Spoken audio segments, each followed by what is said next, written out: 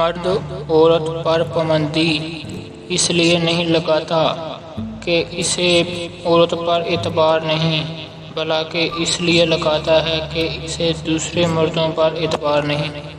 بیوی شوہر کے لیے ایک آزمائش ہے۔ اس آزمائش کو جتنا وہ سمجھے گا، اس کے پاس رہے گا، اتنی ہی وہ آسان ہوگی، اور جتنا اس سے دور ہوگا اور الجھے گا، اتنی ہی وہ مشکل ہوگی۔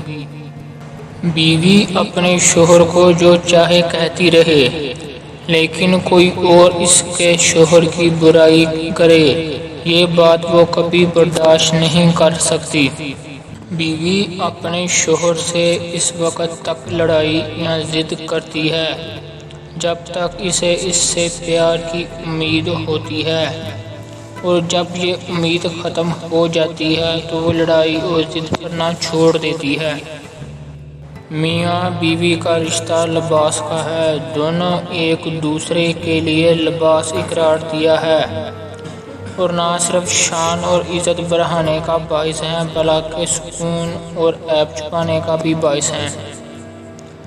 اپنی بیوی کا تہہ دل سے شکریہ ادا کریں، کیونکہ وہ موت کی وادیوں سے گزر کر آپ کو باپ کے درجے تک پہنچاتی ہے۔